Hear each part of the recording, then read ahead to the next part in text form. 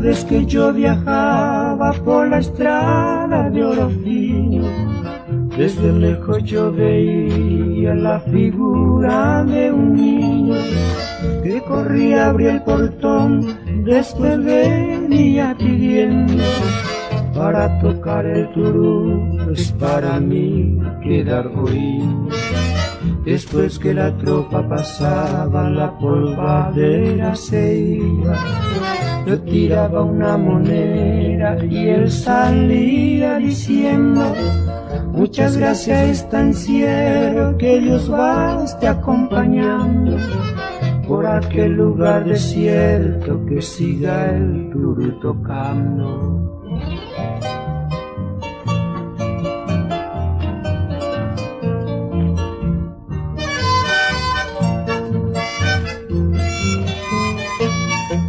En el camino de la vida mucha espina encontré, ninguno me había herido como este que pasé.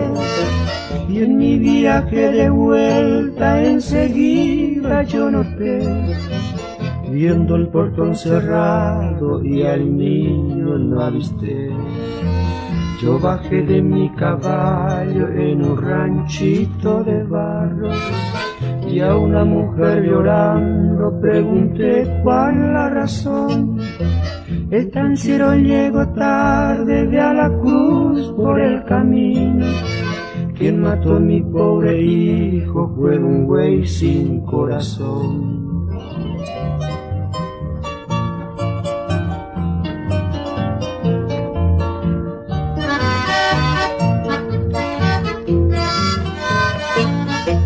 En las tierras de oro fino llevando bueyes salvajes, al pasar por el portón hasta veo su imagen.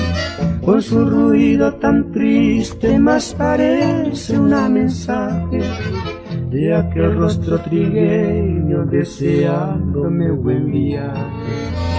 La crucita del camino del pensamiento no sale. Yo ya hice una promesa que no lo olvido jamás, ni que los bueyes dispersan y preciso ir atrás. En este pedazo de tierra el turú no tocó más. En este pedazo de tierra el turú no tocó más.